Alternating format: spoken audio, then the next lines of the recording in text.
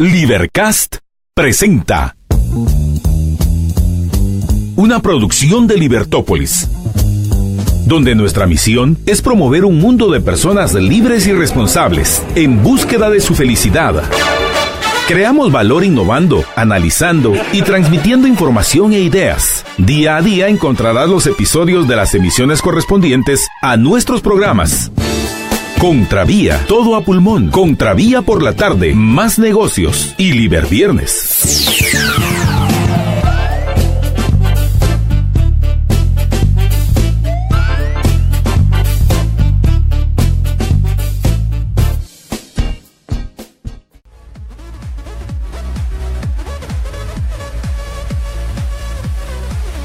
Muy buenas noches, estamos en más negocios, iba a decir nada que ver, estamos en Contravía PM, les habla María Dolores Arias, una tarde, ya noche, pues bastante complicada en el tráfico. Si usted nos está escuchando por la 102.1 FM, respire profundo, va a llegar a su casa y permítame que pues lo acompañe en el trayecto hacia su destino. Hoy vamos a tener dos temas. El primero, vamos a estar hablando con el diputado Luis Pedro Álvarez respecto a qué sucedió hoy en el Congreso.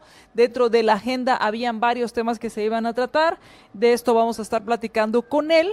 Y además, en la segunda parte del programa vamos a estar platicando con Walter Merjú, quien ya se encuentra aquí en los estudios, él es del CIEN, y vamos a hablar acerca de un estudio que hicieron con respecto a la prisión preventiva. Así que vamos a hablar de este tema, qué está sucediendo con el sistema penitenciario y la prisión preventiva, y cuáles podrían ser las posibles soluciones a esta sobrepoblación, a este hacinamiento que hay en el sistema penitenciario debido a la prisión preventiva. Así que de eso vamos a estar hablando al respecto. Si ustedes recuerdan, el lunes pasado estuvimos haciendo un análisis con Alejandro Valdizón con respecto a la agenda propuesta para la sesión de hoy en el Congreso. Y para eso también, pues ya está en línea el diputado Luis Pedro Álvarez, con quien vamos a platicar al respecto. ¿Qué tal, Luis Pedro? Muy buenas tardes. Gracias por tomar la llamada. María Dolores, buenas noches, a tus órdenes. Pues hoy tenían una sesión extraordinaria en la cual se iban a tocar varios temas. ¿Qué fue lo que pasó? Pues el orden del día, la agenda del día de hoy era bastante extensa. Yo creería que probablemente el punto más relevante era la aprobación de un crédito de $100 millones para apoyo en temas de alimentación, para combatir la desnutrición crónica. En ese sentido, pues yo he sido muy claro, yo me pongo a todo este tipo de créditos por muchas razones. En primer lugar, porque creo que la situación financiera del país nos impide realmente estarnos endeudando de una forma desordenada, porque realmente no hay una propuesta seria, técnica de parte de las carteras de finanzas, no solo del actual ministro, sino yo diría que en ningún gobierno, de lo que yo tengo uso de razón, donde realmente se proponga cómo se va a manejar el tema de la deuda, y sobre todo habiendo aprobado un presupuesto de la Nación para el próximo año con cerca de 27,000 millones de quetzales de déficit fiscal. Entonces, aprobar más préstamos, por lo menos para mí era absolutamente imposible, aunque pues siempre se justifican con buenas intenciones, y es probable que algunas personas de escasos recursos seguramente hubieran sido beneficiados, pero no justifica tampoco, ni creo que esa sea la solución para sus problemas, ni en el mediano ni en el largo plazo. Y lejos de eso, creo que ese tipo de decisiones, malas decisiones financieras, comprometen el largo plazo, y definitivamente no podemos sacrificar largo plazo por corto plazo. Eso es el tema del préstamo. Pero realmente pues el quórum bastante reducido, a duras penas, había momentos que pues, llegamos a los 80 diputados presentes, a veces un poco menos, lo cual, al haber menos de 80 diputados, cuando hay más de 40, cuando hay un quórum reducido, como lo llama la ley orgánica del Congreso, que permite hacer algunas cosas, como por ejemplo la aprobación de la agenda, la aprobación de las actas de la sesión anterior y la lectura de iniciativas de ley, que pues serán, después de haber sido leídas, pues pasadas a la respectiva comisión de trabajo para su estudio y dictamen correspondiente. En ese sentido, se leyó y realmente se abrió una discusión bastante abierta, y a muchos nos sorprendió, de la iniciativa de ley número 5534, 5534. Búsquenla ustedes y ya estará, me imagino que si no mañana, probablemente en unos 2 días, ya estará en el portal del Congreso de la República, en el congreso.gov.gt, en el portal web. Es la iniciativa de ley presentada por el Tribunal Supremo Electoral, Es una iniciativa de ley para reformar el artículo 12 de la ley de la ley electoral de partidos políticos.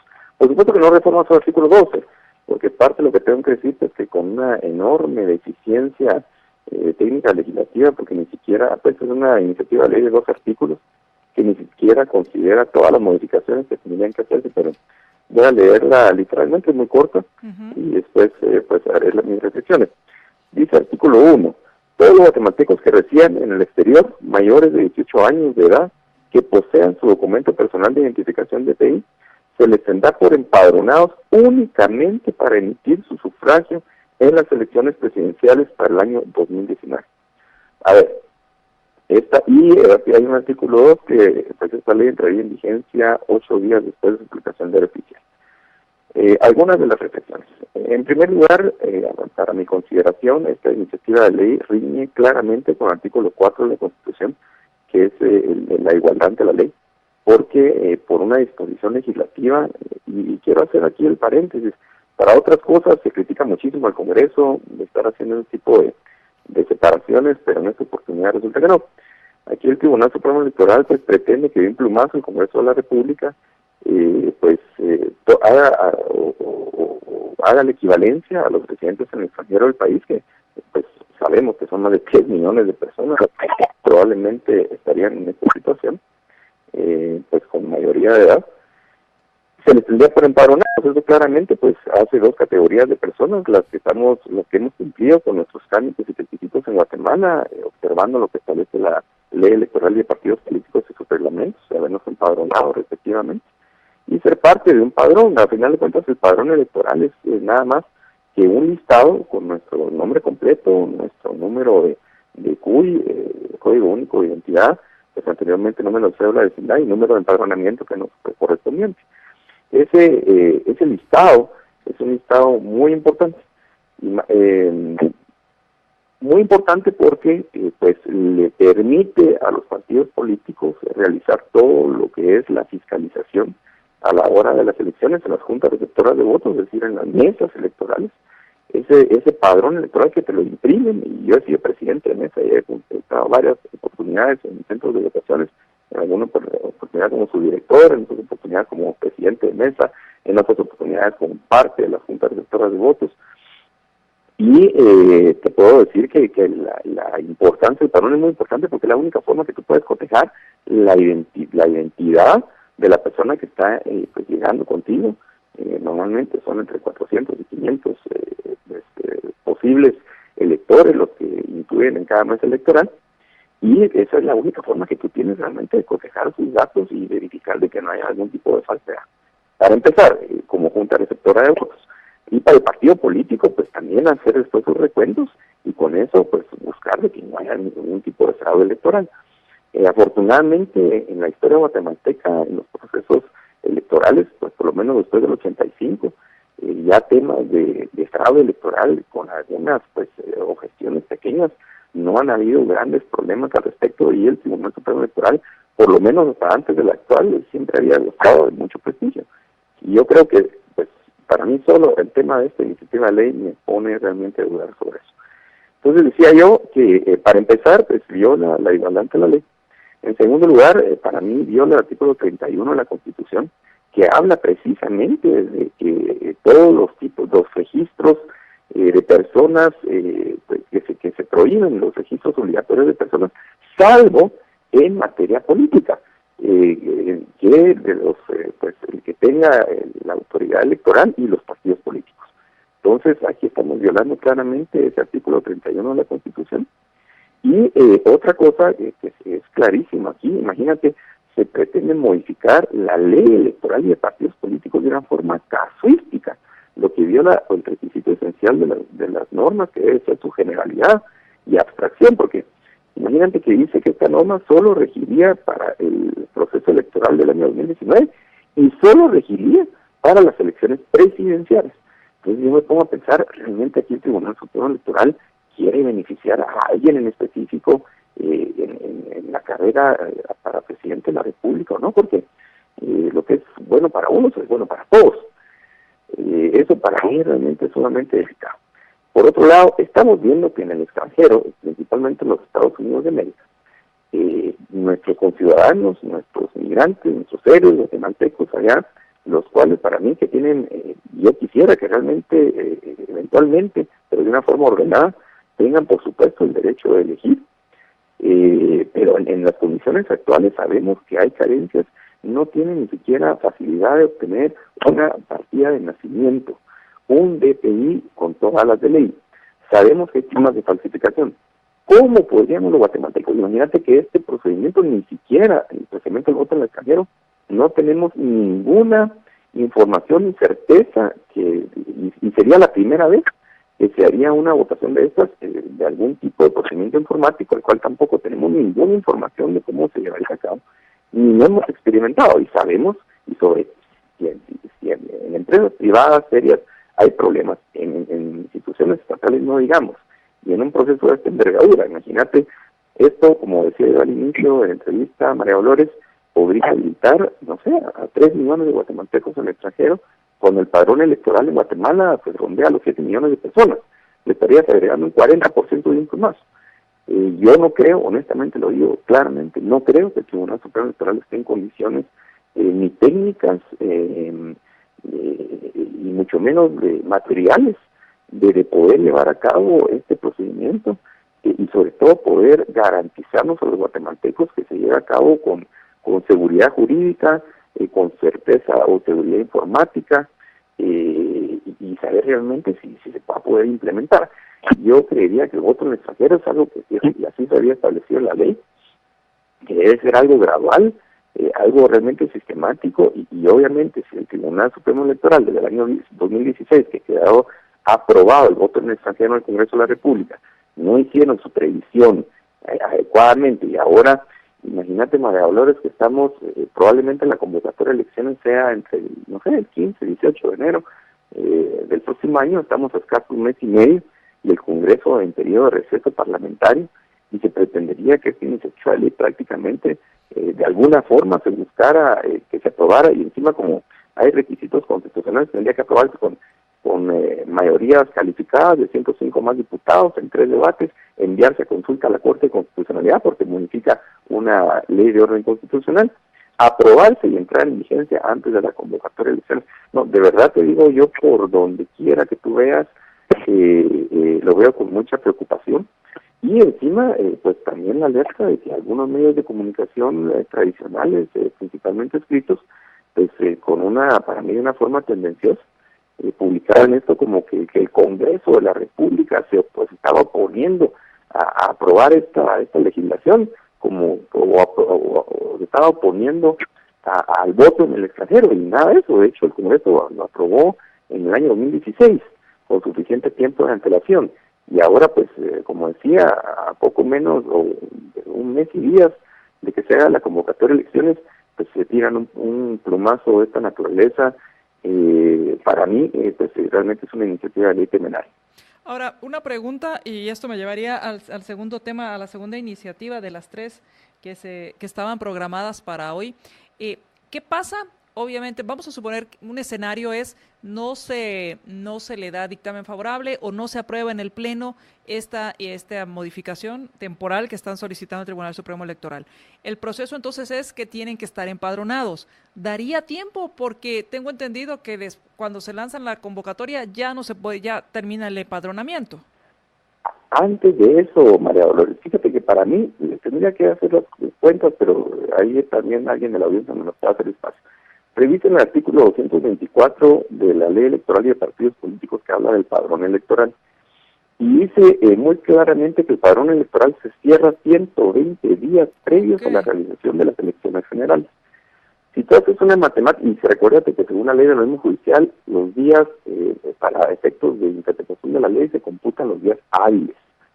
Entonces, para mí que ya prácticamente el padrón debería haberse cerrado. Según mis cálculos, no sé, puedo equivocarme, no he hecho, te soy honesto y lo reconozco, no he hecho no he contado día por día los días hábiles de aquí a que pudieran ser las elecciones que tendrían que ser entre el segundo y tercer domingo de junio, pero para mí que realmente ya inclusive ya el padrón debería haberse cerrado. Entonces, o si está por cerrarse, me parece realmente inviable un cambio en las reglas del juego de esta naturaleza y de esta envergadura. Ahora, hay otro tema y con esto terminamos. Hay un tema primero, los que tienen DPI pero que vence en junio, que vence en 2019 y hay una iniciativa que busca que se amplíe esta vigencia. Por otro lado está quienes ya solicitaron con suficiente anticipación su DPI, ya sea reposición o cumplieron 18 años este año y solicitaron su DPI y no lo tienen y por consiguiente la pregunta es si se pueden empadronar. ¿Qué pasa en estos dos casos? Primero, ampliar la vigencia del DPI. ¿Esto incide a la hora de ir a votar? O sea, ¿puedo llevar un DPI vencido?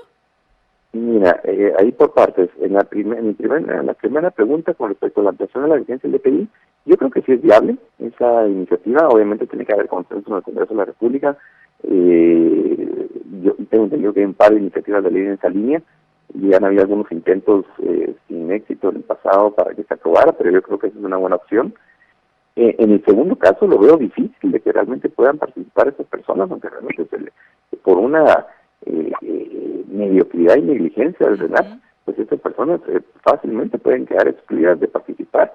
Me refiero a que las personas que ya cumplieron 18 años acudieron al RENAP a sacar su DPI y no se los den y eso les imposibilite pues empadronarse en el plazo de ley, que como les repito, el plazo de ley está establecido en el artículo 224 de la Ley Electoral y de Partidos Políticos, y esa es una norma, es una ley de rango constitucional, es decir, ninguna ley ordinaria que aprobáramos en el Congreso de la República podría de alguna forma contradecir, restringir, tergiversar la norma de rango constitucional, como es la Ley Electoral y de Partidos Políticos. Entonces, sí veo un gran riesgo veo un gran riesgo para esas personas que no han logrado empadronarse porque no les han entregado su DPI por la negligencia de parte del RENAP, y si en algún momento, pues si se cerró o se cierra en los próximos días el tema del padrón, pues definitivamente van a quedar fuera. Y por otro lado está quienes han pedido la reposición, porque tampoco van a poder acreditar su identidad si no tienen el documento. En el caso de quienes han pedido reposición, si ya están empadronados, pues tienen más probabilidad de poder participar, que sería solo un caso de que obtengan su reposición y esperemos que aquí a mediados de junio del próximo año, pues esas personas lo pudieran ya tuvieran obtener. Su documento. Sí, creo que ellas pues tienen ya debidamente empadronados, creo que la situación es distinta, es más, pues pueden ir a sacar su certificación de empadronamiento y yo creo que es posible y es viable que pudieran participar. Y por último, ¿terminan ya las sesiones en el Congreso o hay más sesiones extraordinarias? Pues la comisión permanente, que es la junta directiva del Congreso, nos podría convocar en cualquier momento de aquí al 13 de enero del próximo año, son un número cerca de 20 o 25 diputados, pero que también de forma conjunta pues pueden solicitar a la comisión permanente que haga una sesión extraordinaria, pero tendríamos que ser convocados. Por el momento no hay ninguna convocatoria y yo creería que no van a haber sesiones, por supuesto, aquí estoy especulando, creería que no van a haber sesiones de aquí al 14 de enero. Ok, pues muchas gracias Luis Pedro por haber tomado la llamada. Para servirte, María Dolores, feliz noche. Buenas noches. Platicábamos con Luis Pedro Álvarez, diputado independiente. Respecto a la sesión, hoy era una sesión bastante amplia, ambiciosa, y de los temas importantes era el tema del préstamo de $100 millones, $100 millones para el tema de desnutrición. El tema era un programa de Crecer Sanos, el cual...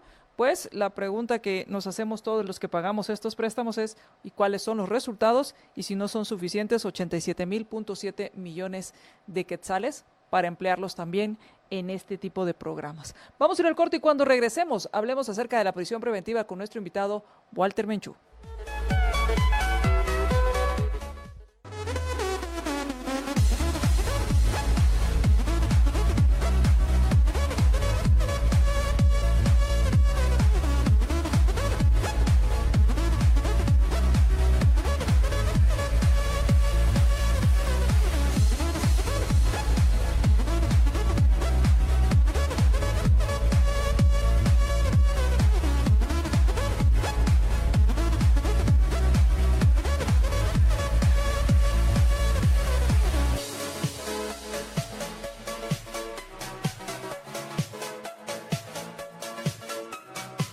Samboro fabrica diversos tipos de cerámica para diferentes áreas de instalación. Previo a que realices tu compra y hagas la instalación, es importante que vayas con los asesores, con los expertos, para que te expliquen o te indiquen cuál es la mejor cerámica, cuál es el mejor tipo de piso o cerámica que puedes utilizar para las áreas que vas a remodelar o vas a crear. Por ejemplo, puedes tomar en cuenta factores como si es en un lugar interior, exterior, si hay mucho o poco tráfico. Todo esto te va a ayudar a optimizar tus recursos y además que tus ambientes se vean espléndidos. Así que ve con los expertos y samborízalo con Samboro. Gracias a quienes nos están mandando sus mensajes, a quienes están compartiendo nuestra transmisión. Muchísimas gracias. Carol Piedrasanta manda saludos al diputado a quien estuvimos platicando en el primer segmento. Y también me manda saludos. Muchísimas gracias, Carol. Ramírez Neri también saludos. Muchas gracias a quienes se unen a la transmisión. Muchísimas gracias a Gerardo, a Rodrigo, a Marco, a Rafael y también a García Álvarez. Muchísimas gracias por unirse con nosotros a la transmisión y gracias también por compartir nuestra transmisión. Estamos transmitiendo por la 102.1 y por nuestras diferentes plataformas en facebook.com/libertopolis.com, en YouTube el canal es Libertópolis y por Twitter @Libertópolis a través de Periscope. Y ya está con nosotros nuestro invitado Walter Menchú del CIEN, con quien vamos a platicar acerca de un estudio que ellos hicieron acerca de el reto para el sistema judicial en cuanto a la prisión preventiva. Muy buenas noches, Walter, ¿cómo estás? Buenas noches, gracias por la invitación. Gracias por aceptar estar con nosotros. ¿Y cuál es el diagnóstico o la radiografía que ustedes encontraron hablando de prisión preventiva y el sistema penitenciario? Bueno, el CIEN integró un equipo de investigadores en seguridad ciudadana desde el año 2010. Hemos investigado temas que tienen relación con seguridad y uno de ellos es el expertise que se ha generado alrededor de las investigaciones del sistema penitenciario. Y hemos hecho diferentes investigaciones en cuanto a, principalmente al inicio hablábamos de la rehabilitación de las personas que están ahí, ¿verdad? Porque nuestro objetivo al final es de que los indicadores de criminalidad que sabemos todos que son altísimos en Guatemala, se reduzcan, y uno de los temas importantes y que juega un papel muy importante es el sistema penitenciario, todo el tema de las cárceles. Y encontramos en aquel entonces de que no habían condiciones de rehabilitación y que las personas salieran diferentes a como habían entrado a las cárceles debido principalmente a un tema del hacinamiento, que había mucha gente en las cárceles y los espacios ya no estaban alcanzando. Y a través de esos estudios fuimos dándonos cuenta de un montón de otras problemáticas, y en años recientes, con el tema de que se volvió ya más común el tema de la prisión preventiva y estuvo en los medios saliendo bastante, decidimos hacer una investigación acerca de qué está pasando en Guatemala y en general comparándonos también con los demás países, ¿verdad? Porque puede ser de que tal vez este no sea solo un fenómeno guatemalteco. Pero lo que encontramos, bueno, nosotros ya habíamos identificado un crecimiento grande de la cantidad de las personas en las cárceles, digamos en general, sin importar que fueran en prisión preventiva o cumpliendo condena, había un incremento muy grande a partir del año 2008. Por diversas acciones que se hicieron, por ejemplo, el tema de la persecución penal del Ministerio Público, la vigencia de nuevas leyes, por ejemplo, la ley contra la delincuencia organizada, que introducía otro tipo de métodos de investigación también, digamos, hubieron muchos factores que confluyeron en esos años para que entonces empezara a crecer la cantidad de personas en prisión. Y lo que nos dimos cuenta es de que, por ejemplo, entre 2008 y 2018 el total de las personas en prisión creció casi el 200%. Hace 11 años habían menos de 8.500 personas en las cárceles. Ahorita ya hay más de 24.000, ya cada vez nos acercamos más a 25.000. 24.000 personas, ya cerca de 25.000. Cerca de 25.000. Y lo que más nos llamó la atención era de que la cantidad de personas en prisión preventiva habían multiplicado por tres veces. O sea, habían 2.900 en el 2008, ahorita ya hay casi 12.000 personas. ¿12.000? O sea, ¿de estas 24.000? Hay 12.000. Casi de estas casi 25.000, hay 12.000 en prisión preventiva. O sea, casi la mitad prácticamente que está en prisión preventiva. Ahora, supongo que en el 2008 ya había sobrepoblación. Pues no tanta. No era tanta, digamos, en el 2008 apenas alcanzábamos tasas de ocupación del 130, digamos, el hacinamiento se habla cuando existen tasas arriba de 120%, es decir, que ya había hacinamiento. Ya había hacinamiento, pero no era una situación crítica, y siempre ha habido hacinamiento desde años anteriores, siempre hubo hacinamiento, pero hasta 2008 digamos que era como 130 más o menos, y a partir de ahí empezó cada año a incrementar 160, 200, 250, 300. Ahorita, dado el nivel de ocupación que tenemos, ya es 360%. Tenemos 21 cárceles, y esas 21 cárceles solo hay espacio para 6.800 personas.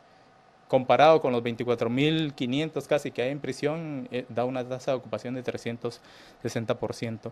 Y lo que encontramos también era de que, bueno, no solo también las cantidades subieron, sino también la proporción de personas en prisión preventiva, porque hasta antes del 2012, por ejemplo, había un 30%, digamos, el porcentaje se mantenía entre 30 y 40, entre 30 y 40% de personas que estaban en prisión preventiva. Pero a partir de 2013 fue incrementando y ahorita cada vez nos acercamos más al 50%. Podríamos decir que de la mitad de las personas que están en las cárceles, el 50% están en prisión preventiva. Y son inocentes, porque eso dice la ley, hasta que no se pruebe lo contrario, ¿verdad? Y eso es también lo que nosotros quisimos hacer, recalcar. Uno, el principio de la libertad de las personas que está en la Constitución, y dos, el principio de la presunción de inocencia, porque bajo esos principios también se han dado muchos fallos internacionales en cuanto a derechos humanos, de que igual una persona puede estar ligada a proceso, pero enfrentar su proceso penal en libertad. Ahora, ¿esto no es también una muestra de la debilidad del sistema de seguridad que tenemos en el país en cuanto a que no tenemos certeza que alguien vaya a llevar el proceso, a que vaya a seguir en el proceso, en cuanto a que, pues, si se escapó un expresidente llamado Portillo, ¿por qué no se va a escapar alguien que nadie lo conoce? Claro. No, sí, y para eso está pensado el tema de la prisión preventiva, porque la prisión preventiva está hecha exclusivamente para temas procesales, y eso es específicamente evitar que la persona no comparezca ante los tribunales o que entorpezca las investigaciones, porque también hay gente que tiene algún poder de interferir en las investigaciones o amenazar a la gente, a los testigos, a quien puso la denuncia. Y en general en todas las legislaciones del mundo existen esos criterios, pero son esos criterios básicos procesales por los cuales un juez debe dictar la prisión preventiva. Lo que ha pasado es de que las diferentes legislaciones han empezado a legislar temas como, por ejemplo, cierto tipo de delitos que no se les puede dar prisión preventiva solo por la gravedad del delito.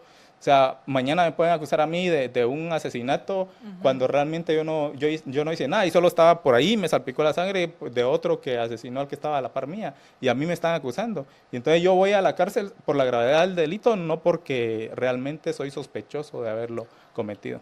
Vamos a ir al corte y cuando regresemos hablemos de este tema porque obviamente genera mucha, sobre todo incertidumbre y mucho miedo por parte de los que estamos afuera. En cuanto a qué nos genera miedo, que ya está sucediendo y aquí hice un análisis rapidísimo en mi mente pensando en estas negociaciones que hacen fiscales con extorsionadores, con secuestradores y que ya están libres. Y sin embargo, pues ni nos enteramos. Pero pensando en este caso, alguien que sea acusado de secuestro, de asesinato, de violación, existe, supongo, en el Código Penal que hay ciertos delitos que no tienen medida sustitutiva. Ustedes lo que dicen es, no debería existir este código, no debería existir este catálogo. Así es. Pero la pregunta es entonces, ¿cómo los ciudadanos, los que estamos afuera, los que no estamos acusados de nada, estamos seguros que podemos estar tranquilos o por lo menos que estas personas que las atraparon acusándolas de esto no van a seguir cometiendo esos delitos? Cuando regresemos del corte, ¿cuál sería entonces la propuesta que ustedes tienen al respecto? Vamos al corte y regresamos.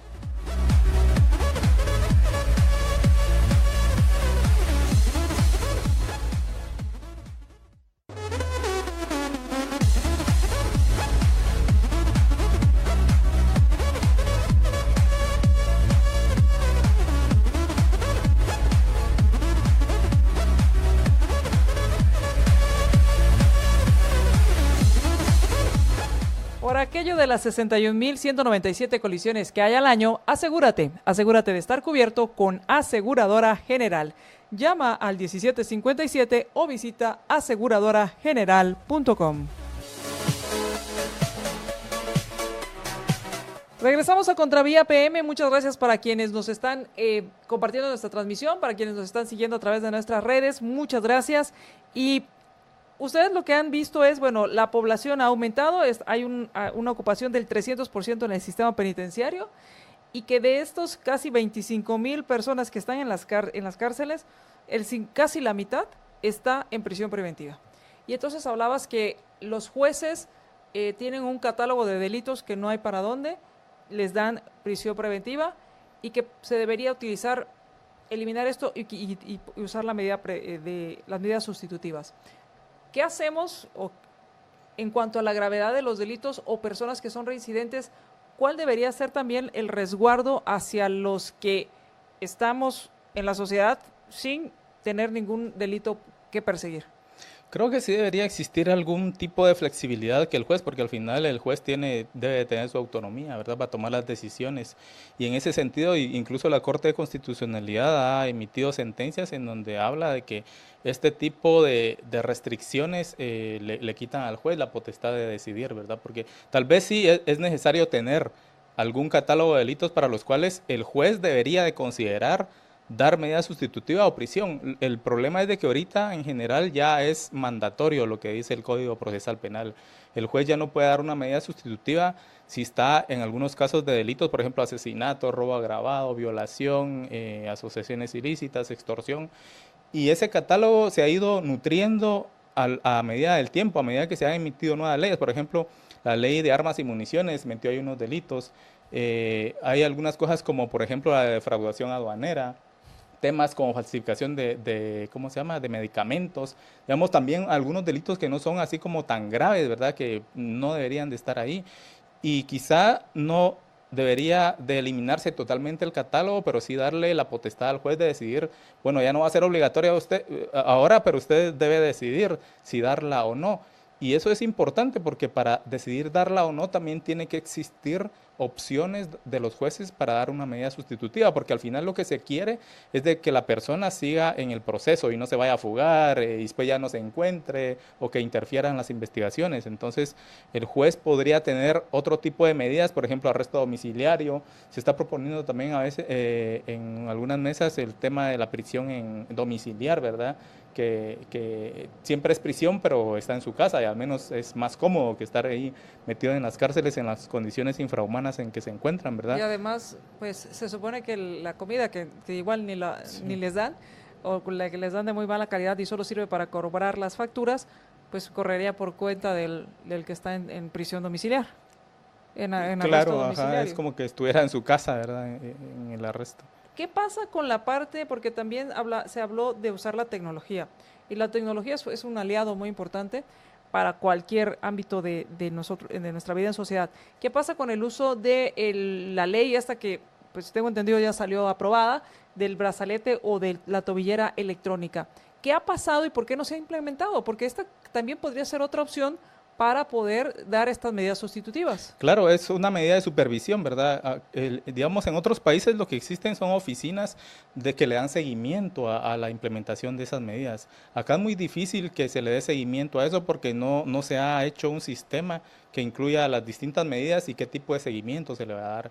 Y una de las más importantes, como decía, por el tema tecnológico, es el tema de los brazaletes, y se pasó la ley acá, pero no se ha implementado porque han habido ahí temas burocráticos por los cuales no se ha hecho, pero se supone que a partir del otro año empezaría a funcionar esa ley, y creo que sí sería una buena opción porque ya los jueces no, digamos, tendrían otra opción de dar una medida sustitutiva, ya no escudarse en que como no tengo opciones, mejor lo meto a la cárcel porque no sé si va a regresar aquí cuando ya le toque presentarse en audiencia, ¿verdad? Que esto también hablaría de la debilidad de los sistemas de seguridad. Sí, el sistema judicial en general. Lo que vemos es de que, digamos, no solo es un tema de cantidad de personas que están, como decía, 48%, casi 12,000 gentes ahí, sino también de los tiempos que pasa. Uno, del tiempo que pasa en prisión, y otro, la calidad de las prisiones, porque, digamos, si yo estuviera hacinado en un hotel como el Camino Real o cualquiera que acá de la zona 10, pues estoy hacinado, pero estoy bastante cómodo. Pero estoy hacinado en unas instalaciones en donde los baños son pésimos, escasea el agua, no digamos el tema de la calidad de la comida. Obviamente ya no solo es un tema numérico, sino también un tema de cualitativo, ¿verdad? Y que además tienen que pagar por todo. también en algunos casos. Entonces, y eso se da por el control, digamos, ese hacinamiento ha hecho que se pierda el control de las cárceles en el interior. Y entonces vemos de que el 41% de las personas llevaba más de 2 años en prisión preventiva. Eso te iba a preguntar, ¿cuánto tiempo es cuánto es el tiempo promedio en esta situación, en situación de prisión preventiva, que es en el momento en que no ha sido, se está llevando todo el proceso y no ha sido declarado culpable? Nosotros analizamos 16,000 casos en donde se dictó prisión preventiva entre los años 2010 y 2018. Y lo que encontramos, bueno, primero, digamos, cuánta gente llega a donde un juez a presentar primera declaración, porque cuando a mí me capturan, por ejemplo, hay una orden de captura o lo capturan a uno infraganti, lo que tiene que hacer, según la ley, es en 24 horas presentarse ante un juez. Y el juez le va a decir a uno el motivo de su detención. Y ahí cuando le dice el motivo de detención, también le dan el auto de procesamiento, en donde le dicen, usted está alegado por tales delitos, y el auto de prisión preventiva o medida sustitutiva. Y lo que encontramos es de que en 2010 llegaban 7,500 personas más o menos en todo el país, pero en el 2017 llegaron 18,300. O sea, solo entre 2010 y 2017 hubo un incremento de 150% en la cantidad de personas. Y encontramos de que en promedio en un 31% se les daba prisión preventiva. Y no ha variado mucho, prácticamente se ha mantenido ahí en el 30%. Pero el hecho de que haya aumentado la cantidad de personas que van a audiencia de primera declaración ha hecho que al final eso incida en que haya más gente en la cárcel, en prisión preventiva. Como decíamos al inicio, creció 300% la cantidad de personas en prisión preventiva. Y eso, entonces de esos tomamos los últimos 3 años, 2016, 2017 y 2018, y lo que encontrábamos era un comportamiento muy variado. El 62% de esos 16,000 casos, que eran más o menos casi 10,000 personas, aún seguían en prisión preventiva, de los que habían entrado en prisión preventiva en los últimos 3 años. Y algo que nos llamó mucho la atención también era de que el 56% estaba en la etapa intermedia, porque existe un tiempo en donde es una etapa de investigación, que son 3 meses si yo estoy en prisión preventiva y son 6 meses si tengo medida sustitutiva. Luego, en donde el MP presenta la acusación y ya se está preparando para que por último el juez me mande a juicio a un tribunal. Entonces, analizamos cuál era como el recorrido que hacían las personas a través de todo eso y encontramos de que la mayoría estaba en esa etapa intermedia, que es donde se entrampan todos los procesos. No, después de la investigación incluso. Okay. Ajá. Y encontrábamos de que pasaba en promedio, esos 16,000 personas habían pasado 1 año en prisión, en promedio. Pero habían casos extremos. Digamos, el 14% pasaba más de 1 año y 9 meses en prisión, que no es una cifra pequeña, ¿verdad? O sea, al final es un montón de personas que están ahí en prisión. La mitad de las personas pasaba 275 días, que son 9 meses en prisión. Es decir, o sea, solo estar 1 mes en prisión ya uno siente que es un montón de tiempo. Ya 9 meses o 1 año es una cosa terrible. Y no solo el tiempo, sino en las condiciones, ¿verdad? Que decía, el hacinamiento, la mala infraestructura. Y también encontrábamos de que existe diferencia según el número de sindicados por caso. Porque cuando yo estoy en un caso con 3 sindicados, digamos, en los casos con 3 sindicados, el 50% de todos los sindicados pasaron 274 días en prisión. En el caso de un sindicado o 2 sindicados eran 20 días menos, pero en el caso de 4 a 10 sindicados, por ejemplo, ya era 1 mes más. En el caso de entre 11 y 30 sindicados, 2 meses más. Y si había más de 30 sindicados, ya que son casos enormes, como los últimos que son muy mediáticos, ¿verdad? Ya ahí, solo por el hecho de estar en un caso con un montón de sindicados, yo pasaba más de 100 días adicionales. ¿Qué es lo que alarga el proceso? Porque por un lado existen quejas de parte de los jueces y por otro lado existen quejas de parte de los abogados. ¿En este estudio lograron determinar qué alarga los procesos? Cuando estábamos terminando el estudio, salió otro estudio de un observatorio judicial del sistema de justicia penal, que lo llevan entre varias universidades, y encontraron de que los procesos judiciales duraban un plazo de 918 días. O sea, desde que, por ejemplo, lo llevaban a uno a audiencia de primera declaración hasta que ya estaba redactada la sentencia. 918 días, o sea, 3 años casi. Y habían 2 cuellos de botella, pero el más importante quizá era el de pasar de fase intermedia a juicio.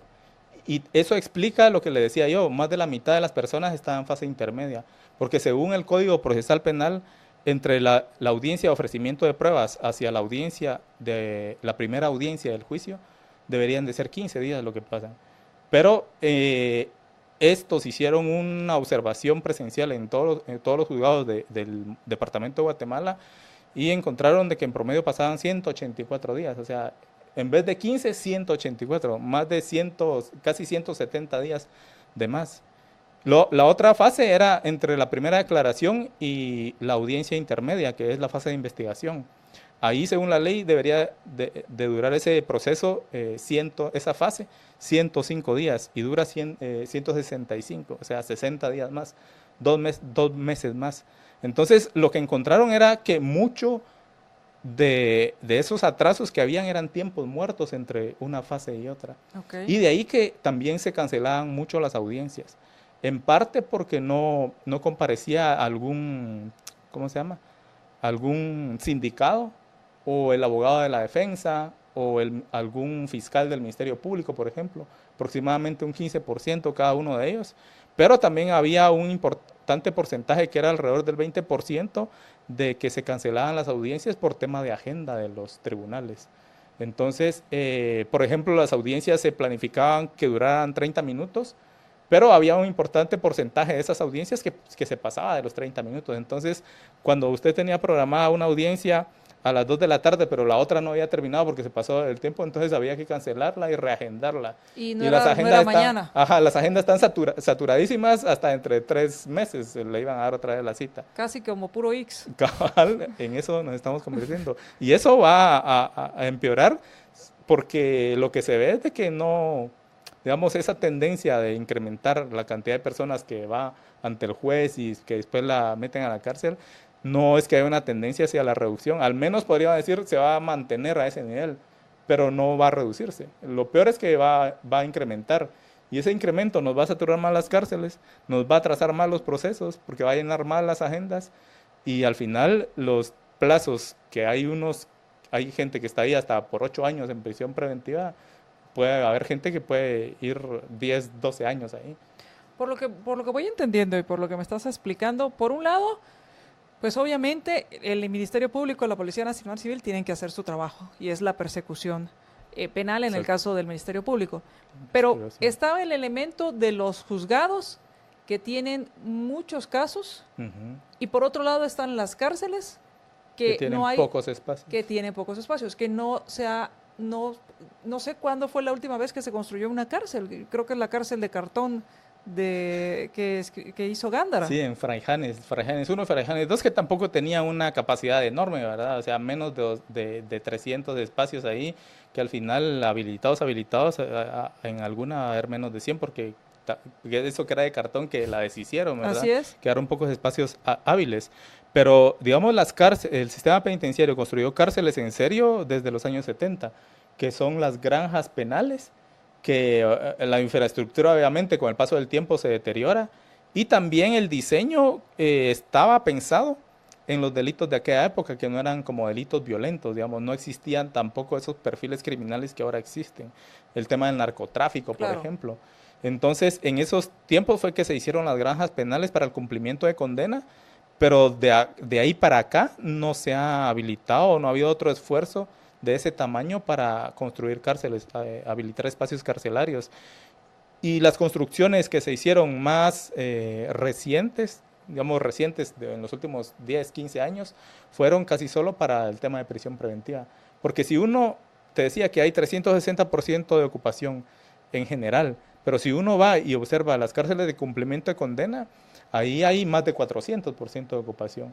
La ventaja de ahí es que como la mayoría de estos espacios están en las granjas penales, digamos, el hacinamiento uno lo siente solo cuando va a dormir, porque al final se queda tirado en el piso y ahí con una almohada que encuentre. Pero, digamos, en el día está afuera, puede salir a hacer actividades, deporte, si hay espacio para trabajar, trabajo, o para estudiar, voy a estudiar algún idioma, lo que sea. Pero el hacinamiento se siente en la noche. Pero en los casos de las prisiones que están de prisión preventiva, aunque el hacinamiento no es tanto, ahí sí pasan todo el tiempo hacinados, entonces ahí no hay tregua, o sea, todo el día hacinados, cuando uno, y eso es solo la gente que está ahí. Aparte, como todos los días hay visita, entonces imagínense que van a visitar con que vayan a visitar a la mitad de la gente que está ahí, aunque solo vaya una persona, digamos, la ocupación durante el día se multiplica. Entonces, cuando nosotros hemos ido a las cárceles, al preventivo, por ejemplo, que fue construido para 1.500 personas y hay casi 5.000 ahorita ahí, cuando uno va a visitar, a veces hasta tiene que pasar así de lado porque ya no pasa si quiere caminar así normal, ¿verdad? Es un hacinamiento terrible. Entonces, todas esas condiciones son las que al final, digamos, toda la ineficiencia del sistema judicial y del sistema penitenciario la asume, el costo lo está asumiendo la persona que está procesada, y puede ser que al final de su proceso le diga, mire, no había evidencia, no había pruebas, usted pasó 3 años, 4 años acá en estas condiciones y ahora váyase libre, pero al final... O como le podría pasar al coronel Chiroy, que puede salir libre, o sea, su nombre, o sea, queda absuelto, pero ya pasó mucho tiempo en la cárcel, o puede salir condenado, pero de todos modos ya cumplió y con más de los delitos que se le están acusando. Sí, ha pasado es un caso emblemático, pero hay muchos más. Sí, ha pasado en otros países también y han emitido condenas a la CIDH, por ejemplo, que al final también, digamos, el juez se ve presionado como, bueno, lo va a condenar porque ha pasado tanto tiempo, ¿verdad? Y le voy a dar tantos años de prisión, le voy a dar el máximo, porque si le doy menos, se va a ver muy ridículo que ya pasó más tiempo de ese, ¿verdad? Y así se han dado casos en los sistemas judiciales de Latinoamérica y es un tema que sí es preocupante porque no solo es Guatemala, en todo el mundo, digamos, cuando uno hace un análisis, encuentra que un sistema judicial sano no debería tener más del 30% de personas en prisión preventiva. A nivel mundial el promedio es 33%, por eso es que hay algunos países que sí se pasan del promedio, pero en Latinoamérica está arriba del promedio mundial. En Latinoamérica es 44% las personas en prisión preventiva. Guatemala tiene ahorita 48%, ya cercano a 50%, pero hay otros países, principalmente sudamericanos, que tienen hasta 70, 80% de personas en prisión preventiva, ¿verdad? O sea, sí es un tema crónico que se ha detectado en la región y todavía no se ha encontrado solución. Y aparte del tema de la prisión preventiva, por lo que veo es los plazos o los tiempos que pasan en bajo este estatus o bajo este régimen de prisión preventiva, que también habría que ver cuál es la forma de poder, primero, mejorar el sistema penitenciario definitivamente y por otro lado, acelerar los procesos judiciales. Sí, y ahí, digamos, lo que nosotros estamos diciendo, bueno, hay que aumentar las capacidades del sistema judicial y eso implica construir infraestructura, contratar más jueces, por ejemplo, porque a veces cuando uno miraba que esos casos enormes ya solo había una sala en los que se podía atender y si cada vez van a haber más casos de esa magnitud, o sea, no va a haber espacio allá porque van a estar agendadas y llenas toda la sala, ¿verdad? Implica construcción de infraestructura, implica contratación de más jueces, pero lo que vemos es de que cada vez que se incrementa presupuesto al OJ, no es para incrementar las actuales capacidades, sino simplemente para otro tipo de cosas que no deberían de ser prioridad. Como el bono único que están solicitando para este año y que lo solicitan todos los años por única vez. Así que desafortunadamente hay mucho que hablar sobre este tema. Nosotros hemos dicho, o al menos yo siempre he dicho en estos micrófonos, que si de veras el gobierno le entrara al tema de seguridad y justicia, tendría tanto por hacer que no le daría tiempo de hacer lo demás y enfocaría todos sus recursos para hacer esto, y le aseguro que si se enfoca en seguridad y justicia, la economía iría hacia arriba porque nosotros podríamos hacer el resto. Así es. Y esa fue nuestra preocupación principal, ¿verdad? Porque a veces nos preguntan, ¿y qué hace un centro de investigaciones económicas investigando temas de seguridad? Pero cuando uno revisa el índice de competitividad, por ejemplo, encuentra que Guatemala está entre los primeros países en donde el costo para las empresas de la inseguridad es tan alto que perdemos competitividad por esa parte. Entonces es un factor también a abordar. Para quien quiera buscar este informe que ustedes hicieron, ¿lo puede encontrar? Así es, ya está subido en nuestra página de internet. Que es 100.org.gt. Así es. Perfecto. Ahí lo encuentran, 100.org.gt. Encuentran este estudio, radiografía de la prisión preventiva, radiografía de un reto para el sistema judicial. Muchísimas gracias, Walter. Muchas gracias, María Dolores, un gusto. Gracias a todos quienes estuvieron con nosotros, gracias a quienes nos acompañaron a través de la 102.1 FM y a través de nuestras plataformas. Vamos a ir al corte y cuando regresemos vamos a hablar en Más Negocios de varios temas. Vamos a conocer la oferta formativa de INTECAP y también vamos a hablar acerca de la factura electrónica. Libercast presentó una producción de Libertópolis. Recuerden que si quieren conocer más de nuestros programas, seguirnos en las diferentes redes sociales, o si quieren ver nuestros programas y conocer a nuestros conductores e invitados, pueden ingresar en www.libertopolis.com. Recuerda suscribirte y dejarnos 5 estrellas para que continuemos trabajando en producir más podcasts de tu interés. Libertópolis, ideas con valor.